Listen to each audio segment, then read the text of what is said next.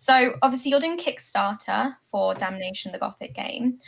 Is this the normal way that you'd go to raise funds for developing a game? How difficult is it to raise money for making a board game?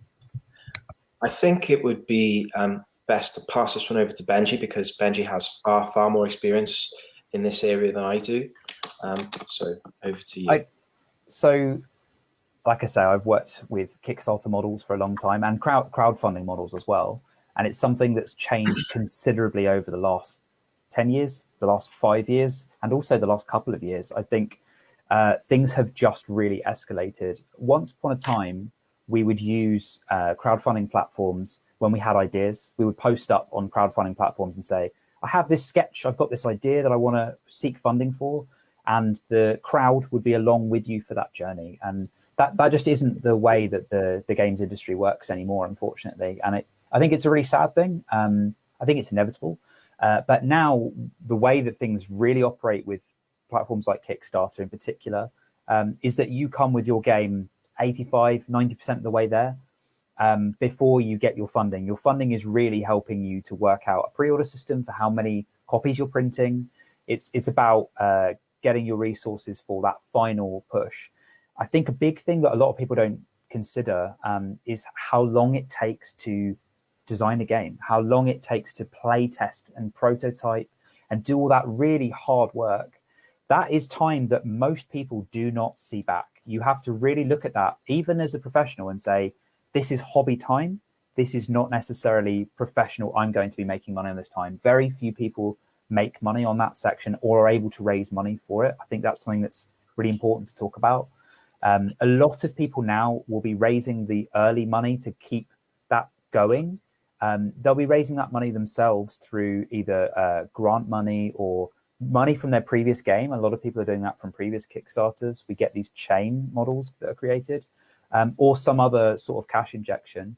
I think there's a lot of creative ways that can be mined away at now. I think the best people are always the people who are opening up the new doors first and walking through them, right?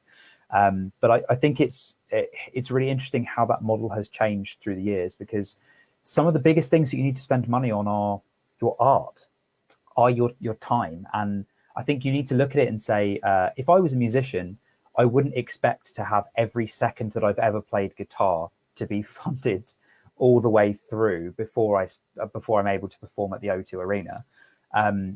People are going to be paying tickets to see at the O2 Arena, and hopefully you'll get to a stage where that can back pay you. But the model itself is very different to where it once was. So now I think a lot of people, ourselves included, are using Kickstarter so that we can raise money for a particular point and hopefully to back pay some of those things. But you need to have something that's going to help you step over that line in the first place. And that's a really scary thing, I think, because people aren't talking about that. People are going to Kickstarter with a game that maybe doesn't have an audience, hoping that they're going to be able to pay for something that they've already done. And often when their game fails, they really put themselves in a financial hole. And that's really scary. I really recommend to people, get your marketing on board as early as possible. Start building a community. Start getting people talking about games as early as you possibly can, but also start communicating with people. Like, if you know that you're looking at building something, go and speak with other designers and about what their journey was in terms of their funding. How did they go about funding their game? Go and speak with distributors, go and speak with retailers, go and speak with a fulfillment company, and find out exactly how much those stages are going to cost and what they expect, because you don't want to get caught out, because it's a huge journey. Like, Kris has been going through this for, Kris, you've been working on Damnation for 6 years now, 5 years, 6 years? 6 years. That is an unbelievably long time for some people. Some people will not see that a game takes that long because they will just see it hit Kickstarter and they think it's a 30-day thing.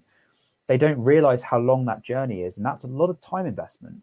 That's why you've got to be really, really unbelievably passionate about the product that you're working on, and see it not just as a product, but as a passion project. And I think there are a lot of companies who are putting out stuff that aren't passion projects, and generally speaking, they either flop very quickly or they're already in a huge powerhouse like a Simon of the world and these big companies. They're able to do that, but a lot of people forget that crowdfunding Hasbro aren't putting out the latest Monopoly game on crowdfunding platforms. They already have that built behind them. So I think it's, like I say, it's really important to remember that it has to be your love and your hobby first. And that's something that if you're lucky, you can transition, but not everybody does. There are creative ways to go about funding, but you need to talk to everybody as early as you can and talk all the time about creative ways to gather that resource. You've got to look at it as a game, right? Would you agree with that stuff, Kris? How do you feel about it from your perspective? I totally would. I think from my perspective, having never done something like this before, it's really daunting. The idea around the money side of it, and it's, to be completely honest, it's still an area that confuses me now. It's quite fluid. The profit margin on games, particularly at smaller volumes, is they're not great. So how can you budget knowing that? Obviously, it's very difficult to try and budget it in such a way that you want to make some profit, as Benji said. You have to pay back what you've spent, but the current landscape makes it so difficult. There's a shipping container shortage over in China that's affecting the price of getting games to people. There's the changes around VAT that have come off the back of Brexit. For a long time, Brexit was just hanging there like a spectre, and we didn't know what impact that would have on the community. And so it's just this. It's very difficult, I think, for particularly a new studio like we are to plan for this stuff. So I would say it probably is the most challenging aspect for me personally. And what I hope is that once we've been through it, that all the skills that you'll learn from doing it will come in, will hold us in good stead for the future. Because I even now, I find it hard to get my head around all the stages. I've spoken to Benji about this, who's put me in touch with some people. A guy I think you have a mutual friend, Joe, who gave me some great advice. Because I find it really tough to get my head around. It's a huge thing, international shipping, fulfillment centers, distribution. I didn't know what these words meant not so long ago. Certainly applied to the board game context anyway, So it seems a world away from when you just first come up with an idea for a board game that'll be fun for people to play. I'm going to give a piece of advice that doesn't apply to Damnation and doesn't apply to Kris's situation, but I think is a really good piece of advice for anybody who's looking at getting into the industry now. And that is, start really small. The question is, how difficult is it to raise money for making a board game? The actual positive answer for that is it isn't at all, because you don't need anything. You don't need any money at all.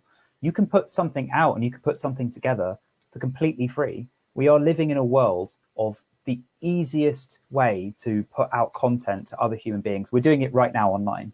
There's never been an easier way to distribute things if you're clever and very careful, but that has to be brought to a scale. There's no way that you can deliver a game as big as Damnation, the Gothic game, or some huge something like Hero Quest. That isn't someone's first game. Hero Quest isn't releasing as someone's first game because they've got to ship thousands of games. They need to know how that works. They need to make miniatures, they need designing, they need tooling. There's all these things. But if you want to make a game and raise money for it, and your game is some pieces of card that you're going to print, you can do that. And I'm really passionate about making sure that people don't lose sight of the fact that games themselves are really easy to make. That's why everybody jumps into the ideas so quickly, because it's so much fun, because you can just write on a bit of paper and you've made a game. That is a game. One of my favorite companies makes one-shot RPG games. They're called River Horse Games, and they put out games themselves that they print. Like, you can get the PDF on their website. The PDFs go on their website. You can pay what you want for them. They ask like $3 or $4 for them, and you download the PDF from their website. They ship games out, and their games are literally, they have printed them themselves because they bought a printer that cost them $50. Like that is a model that you can do. That's doable. You can go to their website right now. You can do that from your home. That's amazing. But you can't run before you can walk. Like you can put those out. That same company aren't going to be making huge miniatures games with dice and with a dice bag and with an insert and a tray. They're just making envelopes and putting stuff out. So I want to remind people that it is easy to do. You can do these things. You don't need huge amounts of money, but you do if you're going to be making something massive. It's really inspiring, and yeah, don't be scared off from trying. There's nothing stopping you except yourself, essentially. You know, even those big timelines, yes, those big timelines are there and you have to be aware of them, particularly if you're going to be doing things like physically creating, shipping, and all the distribution side of things. Those timelines will be there, even from the end of a Kickstarter. Then there's still got quite a lot of time before you manage to complete and fulfill that. You know, I've only supported one Kickstarter, but I think it was something like a year between when it was completed to when the final product was ready, if not even longer. But what kept me really engaged with that is they gave us monthly updates. It was a video game, and I felt like I was learning about the development process that they were going through with these regular updates. And keeping that kind of thing in mind is important if you want to have kind of this big piece of work that you're going to distribute in a large way. But as Benji said, you can start on a small scale, distribute to friends and family in the first instance. Game stores, like you can put stuff out to board game cafes, or you can put things out online. Like there are so many. Kris and I often talk about the idea of the sort of punk rock model of like, yeah, we could do our marketing like this, or we could put our game in these places, which is where everybody else is. But then really you're a small fish in a really big pond. Be creative. Like that's what this whole thing is about, right? Be creative. Go and find the pond where you can be the big interesting fish and do something completely different, right? Like you saying about the timeline for like a year for a Kickstarter. There are competitions which people can enter right now, which are for one-word role-play games. One word. So that game literally is finished being made the second you finish typing that word and you hit upload. That's how quickly their timeline is for that. But that's because it's so small, right? So you just have to look at that sense of scale. It fascinates me.